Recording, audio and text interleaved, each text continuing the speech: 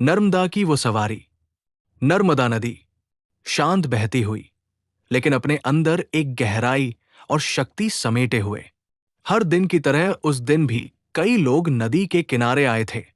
कोई दर्शन के लिए, कोई सैर के लिए।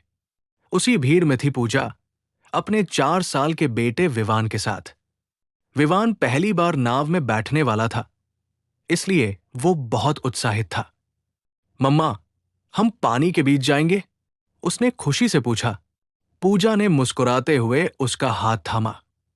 हाँ बेटा, लेकिन मम्मा के पास ही बैठना। कुछ ही देर में वे दोनों एक छोटी नाव में बैठ गए। नाव में उनके साथ कुछ और लोग भी थे। नाव धीरे धीरे किनारे से दूर जाने लगी। पानी की हल्की लहरें नाव से टकरा रही थी और हवा चेहरे को छू रही थी। विवान बार बार खड़े होकर पानी को देखने की कोशिश करता। बैठ जाओ बेटा, पूजा ने प्यार से कहा। नाव में खड़े नहीं होते। नाविक ने भी सभी को सावधानी बरतने के लिए कहा। कृपया सब लोग बैठे रहें, नाव में संतुलन बनाए रखें। शुरू में सब कुछ ठीक था। लोग फोटो ले रहे थे, बच्चे हंस रहे थे और माहौल खुशियों से भरा था। लेकिन अचानक हवा थोड़ी तेज होने लगी। नदी का बहाव भी कुछ बढ़ा हुआ लग रहा था। नाव हल्की हल्की डगमगाने लगी। कुछ लोगों के चेहरे पर चिंता दिखाई देने लगी। नाविक ने सभी को शांत रहने के लिए कहा। घबराइए मत, बस बैठे रहें।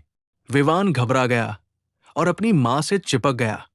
मम्मा, उसने धीमे से कहा।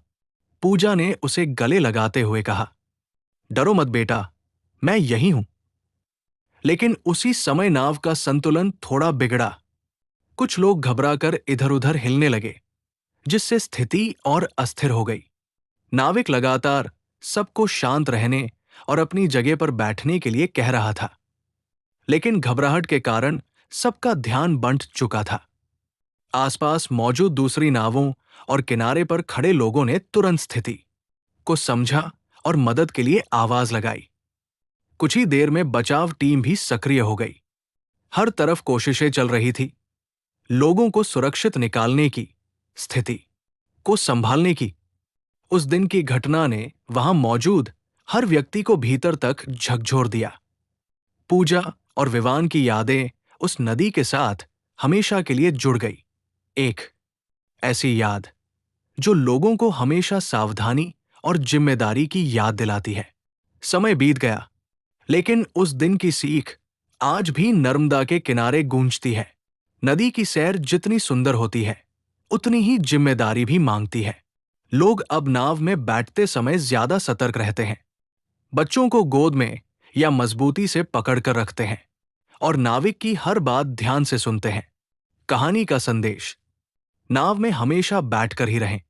बच्चों को कभी अकेला न छोड़ें। घबराहट में हिलना डुलना खतरनाक हो सकता है। सुरक्षा नियमों का पालन बहुत जरूरी। नर्मदा की ये कहानी हमें एक बात सिखाती है, सफर का आनंद तभी है जब हम सुरक्षित रहें। इस संदेश को आगे जरूर बढ़ाएं।